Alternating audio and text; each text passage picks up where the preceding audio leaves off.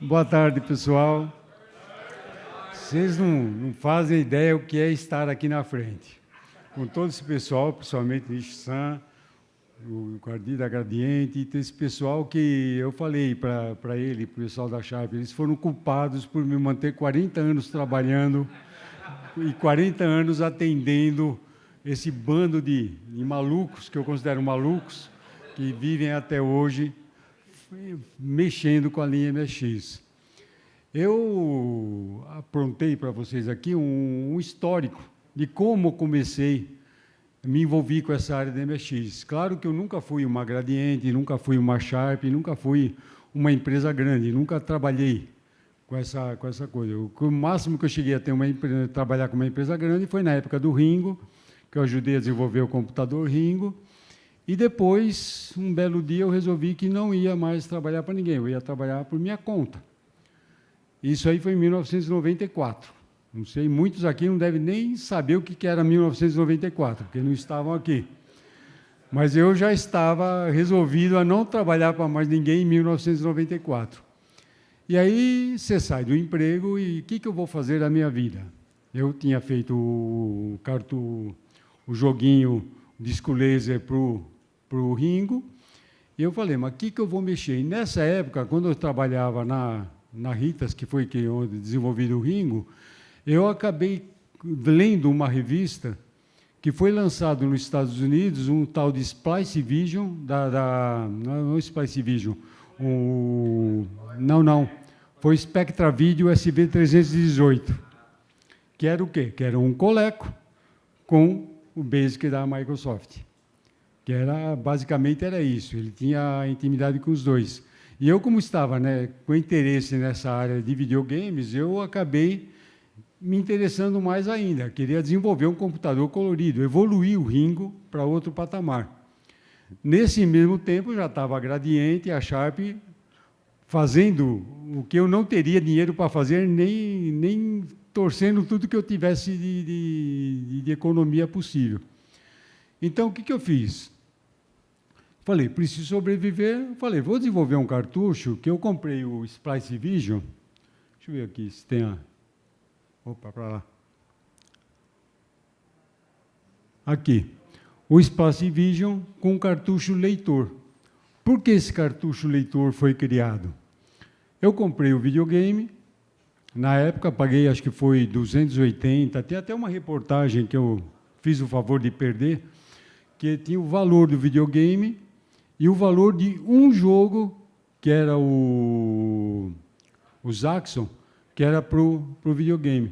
O videogame, acho que eu paguei 380 e o jogo era 280.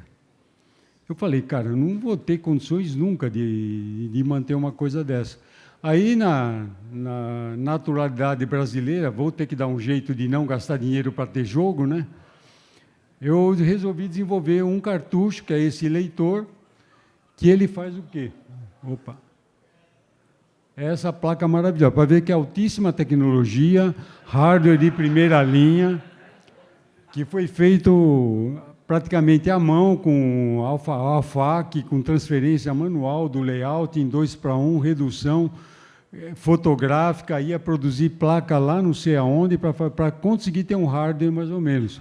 Que era o quê? Um cartucho de 32K de RAM, que eu engatava ele no videogame, e através de jogos em fita cassete, que eu copiava no TKzinho da vida, copiei do TK, fiz um softwarezinho, e ele carregava os jogos de fita cassete para o Coleco, para o Splice Vision ou Coleco.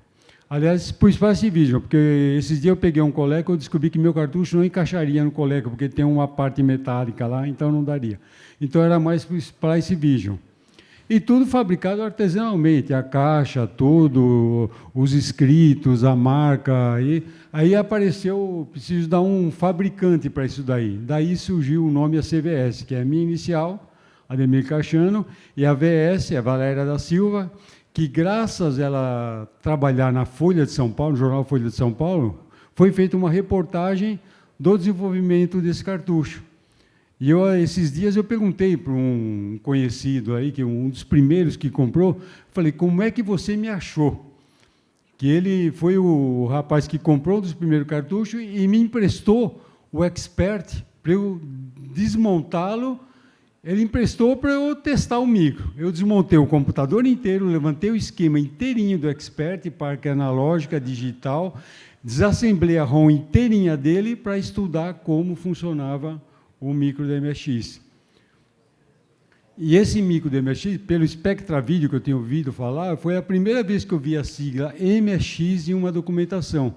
Foi nesse Spectra Video SV318.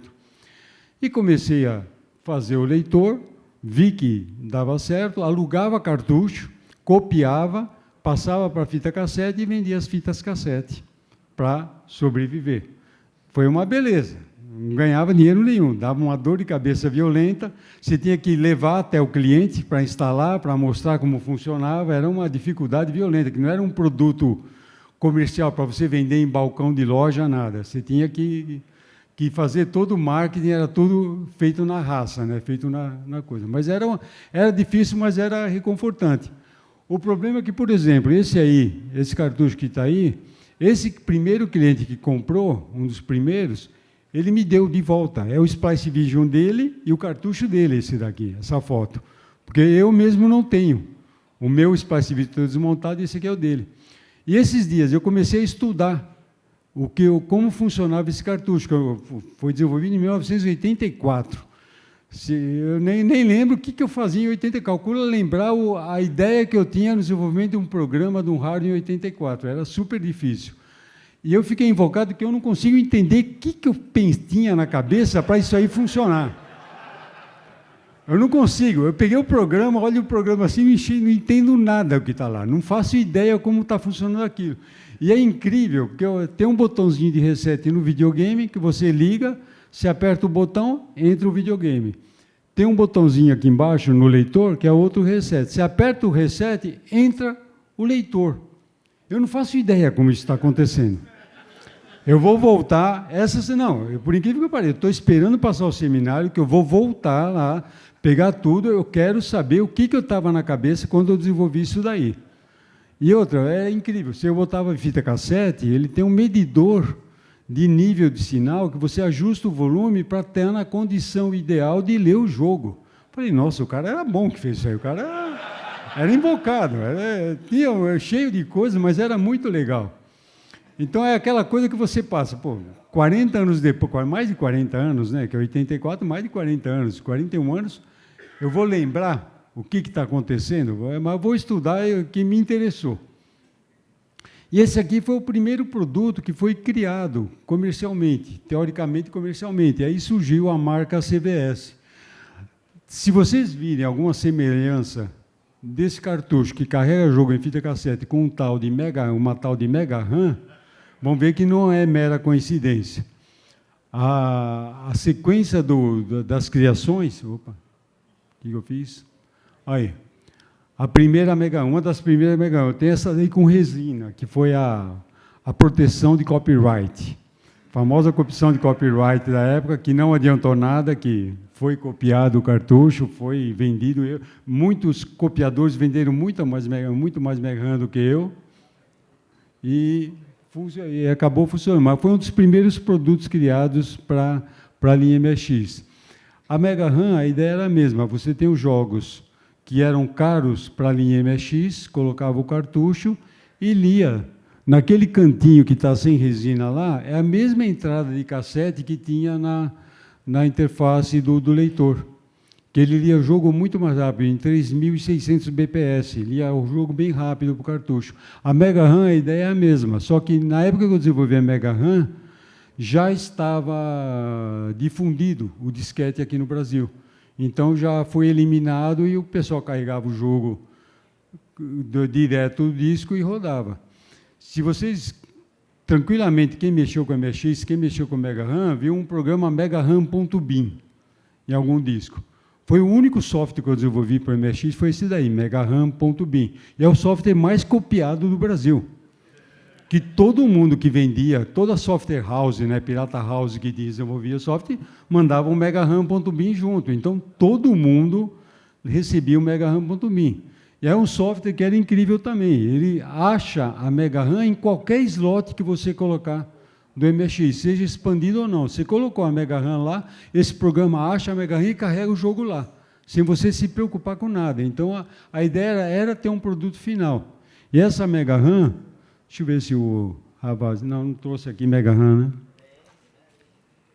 Não, aqui não tem. Não pode deixar. Mas a Mega RAM, ela era mais bonitinha que isso daí. Essa era a proteção de copyright que não funcionava muito, é uma resina. Mas ela funcionou, foi um produto que vendeu pra caramba. E a Mega RAM carregava jogos para o MSX1. Essa aqui é a versão da mesma Mega RAM, só com 256K, que é uma evolução que aconteceu com o tempo, já com placa mais moderna, GAL e outras histórias para fazer, mas a ideia era ter o jogo Mega ROM.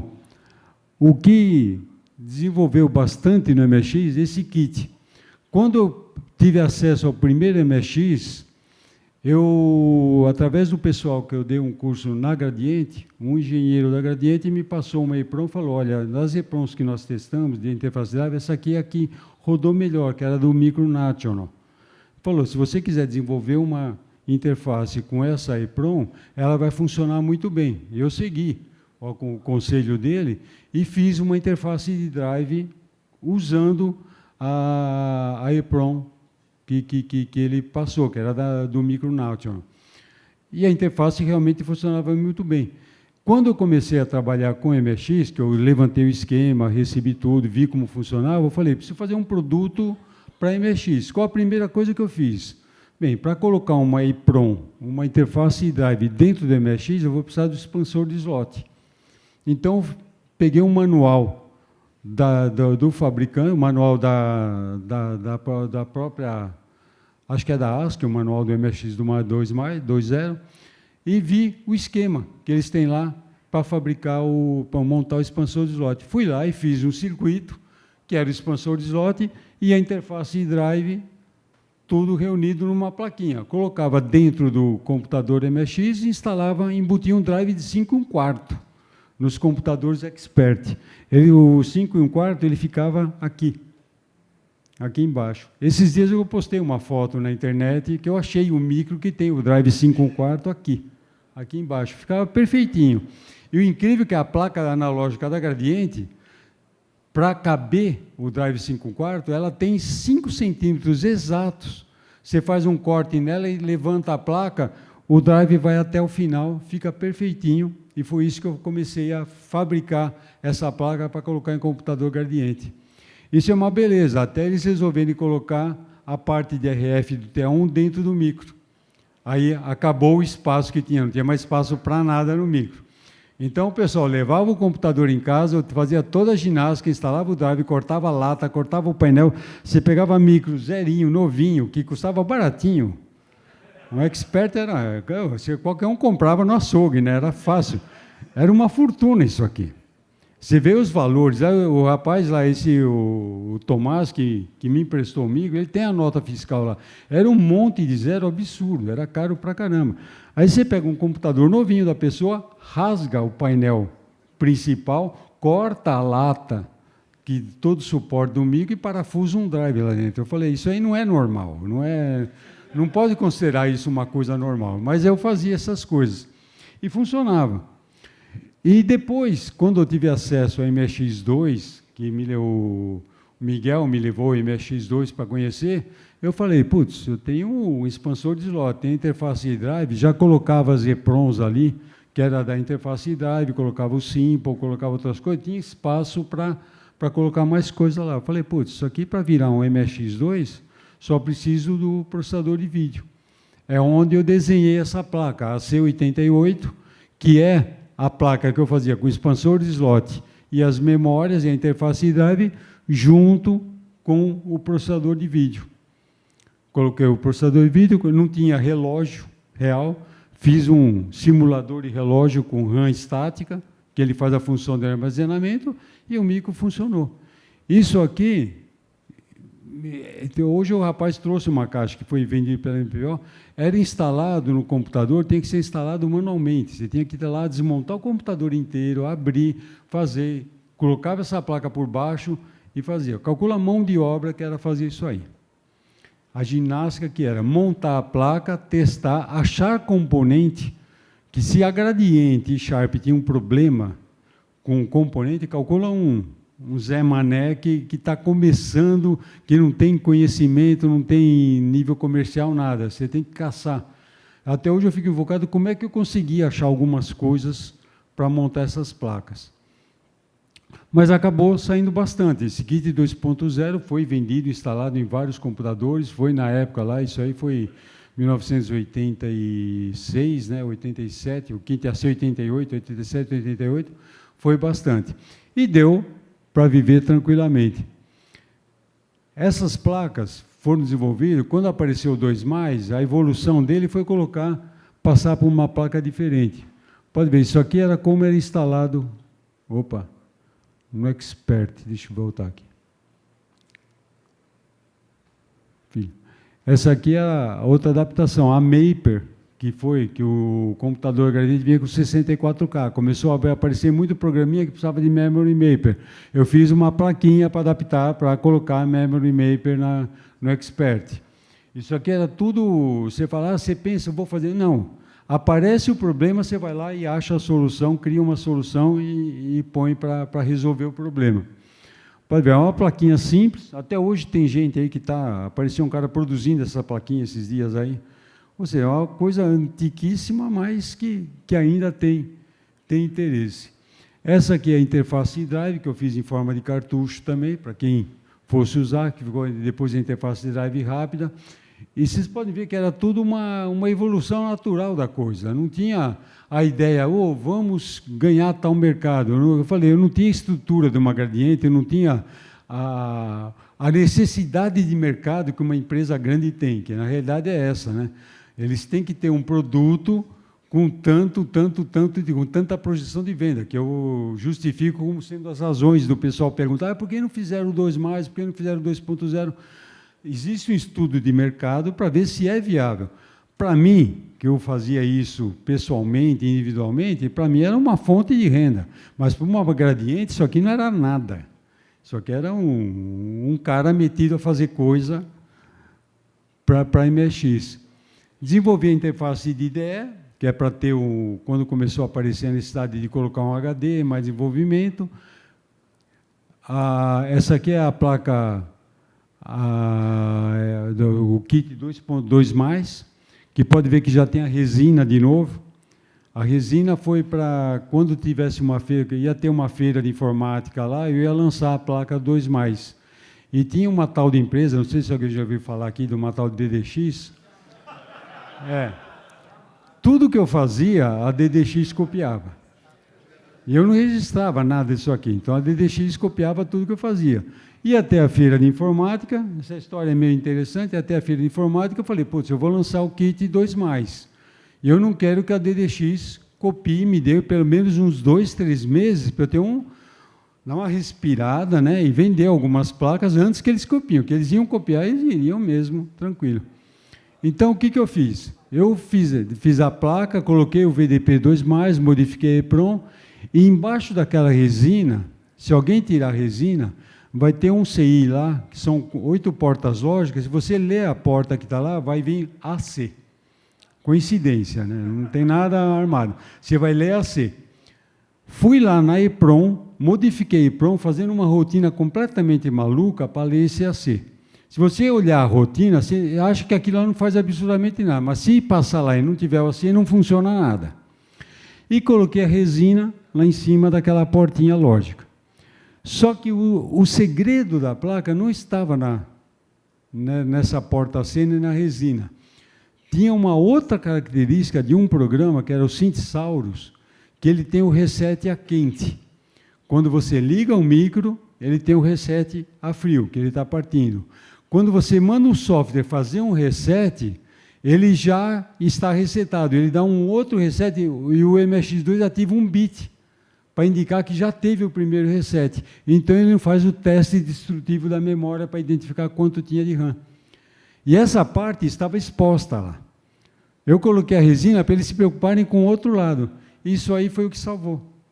Quando chegou na feira de informática, coloquei lá uma televisão de 28 polegadas, com o Synthsaurus, caixa acústica, tocando música, bonitinho lá, colocava o disquete, carregava o Synthsaurus, ele rodava, porque ele dava o reset a quente, meu circuito identificava, rodava, e no stand da DDX, eu dando disquete para o pessoal, no stand da DDX, que estava lá na frente, o pessoal pegava o mesmo jogo, chegava lá, colocava no micro da DDX, rodava e nada, rodava e nada.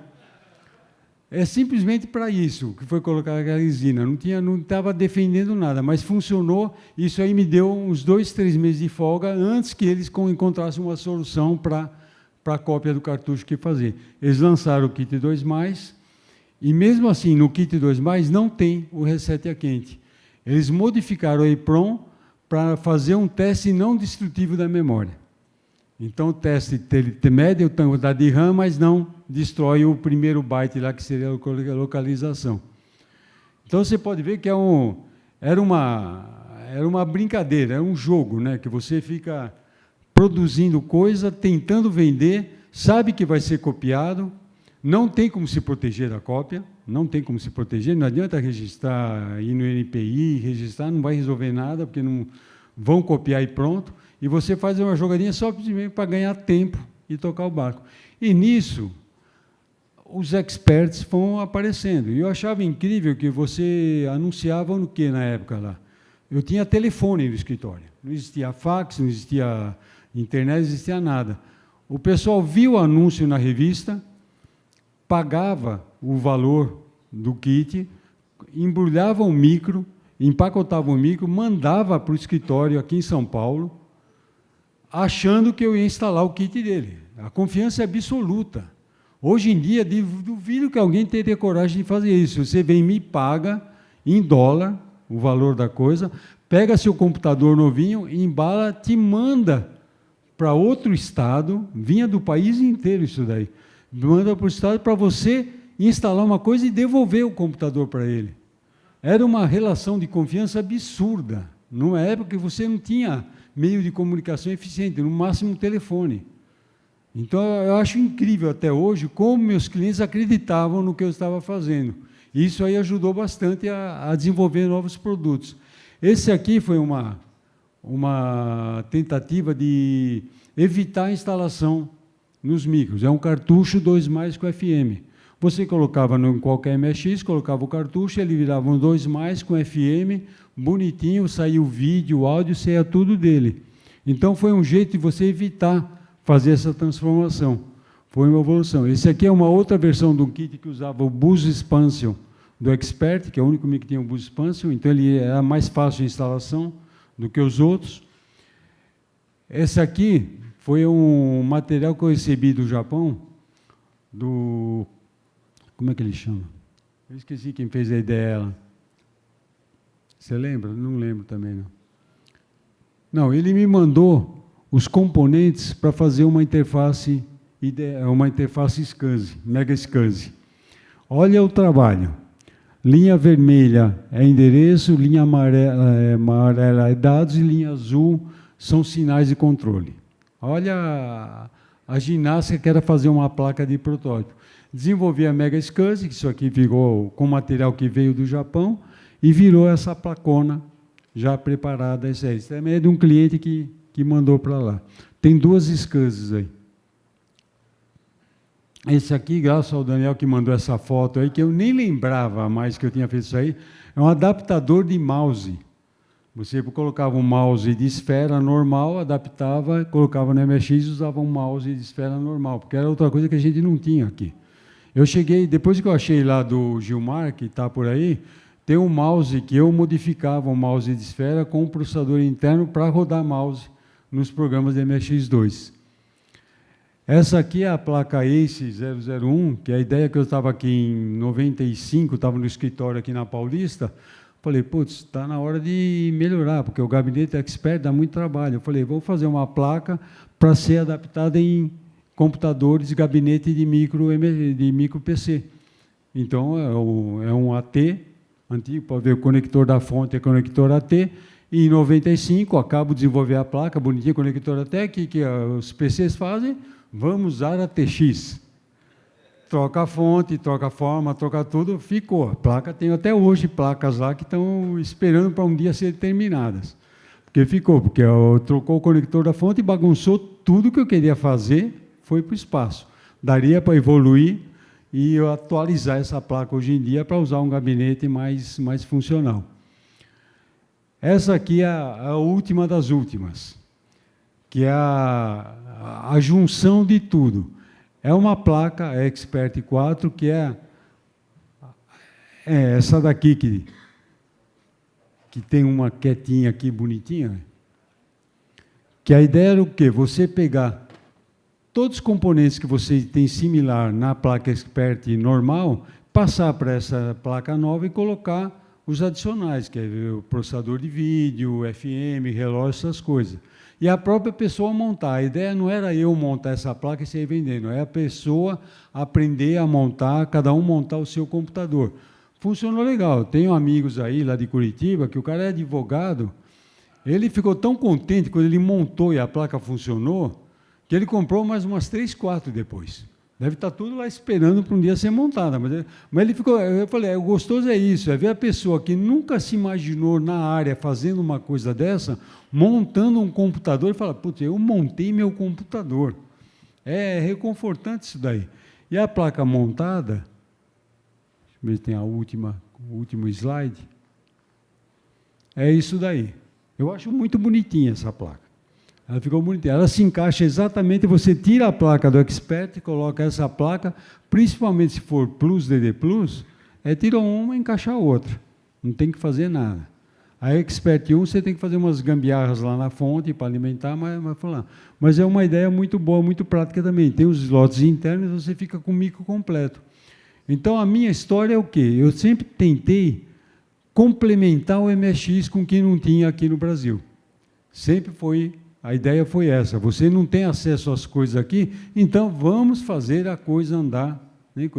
Essa placa aqui é recentíssima, o pessoal até hoje me pede para fazer mais, mas é o tipo da coisa. Hoje em dia é complicado você achar componente, achar as coisas, resolver todos os problemas e encontrar quem queira realmente montar. Que o pessoal compra, monta, mas depois coragem para ficar soldando, ficar testando, o pessoal desanima um pouco. Mas é uma coisa que sempre que eu me pego sem ter o que fazer, eu penso em fazer alguma coisa para MSX. Sempre tento desenvolver alguma coisa para MSX. Tem boas ideias? Tem um senhor aqui que é meio metido a fazer isso também, que tem as mesmas ideias, quer evoluir o negócio. Mas a gente chega num ponto que eu falei, evoluir para que lado? Então, é uma coisa que você fica sempre em dúvida, para onde eu vou mexer isso? Então, eu tento contornar e colocar da melhor forma possível para as coisas funcionarem. E tem vários produtos aqui, tem expansor de slot, tudo que foram vendidos. Que esses dias eu encontrei lá, perdido em cima da mesa, ela tinha 10 cartuchos de expansor de slot, montei os 10, fiz a besteira de anunciar, coloquei, tem 10 aqui, acabou. Não deu tempo de nada. Nem eu sei se eu já mandei todos, se eu já recebi todos, eu não faço ideia. Porque foi embora na hora, assim, some na hora. Porque não tem mais nada no mercado assim. Tem o pessoal desenvolvendo uma coisa ou outra. E é bom ver hoje que você tem, que nem mostraram aí, cadê o rapaz com um MSXzinho lá de 1 polegada de tamanho, é um computador inteiro e um chip. Mas desse tamanhinho, é um absurdo isso daí. Você está fora da realidade. Mas é tão bom ver a coisa funcionar, ver a geração que... Todos esses rostos aqui, você vê que o pessoal desenvolveu, evoluiu, aprendeu, e vem te agradecer por ter ajudado de uma forma ou outra a fazer isso, é muito reconfortante. E eu pretendo ainda fuçar em algumas coisas, pretendo desenvolver, porque você não cansa. Eu falo, eu não sou um empresário grande que vou fazer fortuna, não tenho funcionários para pagar, não tenho responsabilidades para pagar. Eu desenvolvo conforme vai dando a vontade de fazer. É um hobby que eu adoro. O pessoal fala, o que você faz para relaxar? Eu vou lá e desenvolvo um computador novo. É gostoso tá desse jeito. Você desenvolve uma interface nova, você inventa uma coisa nova para fazer. E eu trabalho há tantos anos, já são N anos de desenvolvimento, então você não tem escolha, a sua cabeça trabalha nesse nível. E é bom ver o resultado disso. O resultado eu vejo aqui, o pessoal me cumprimentando, vendo esse... Você pode ver, todo mundo tem cara de inteligente aqui. Isso aí dá medo. Dá medo. Você vê o que você forma. Você não vê o cara de parnar. Não, todo mundo tem cara de inteligente. Eu falei, isso é preocupante. Quando você influencia a pessoa inteligente, você fica preocupado. É complicado isso aí. Mas é tão bom, esse é o lado bom da coisa. Tem o lado financeiro, ganhei dinheiro, ganhei. Vivi, toco minha vida, faço outros projetos que realmente pagam as contas, são os outros projetos. Esses aqui foi a parte divertida da minha vida, que eu sempre levei muito na amizade. Tanto que aqui eu tenho mais amizade do que clientes aqui. Eu tenho muitos amigos aqui. Que foi feito, e nós nos encontramos todos os anos, com todas as coisas, e você tem que lidar com pessoas com alta capacidade e não deixá-los decepcionados com o que você faz. Isso que é o que dá o incentivo para continuar trabalhando. Tá bom, gente? Obrigadão.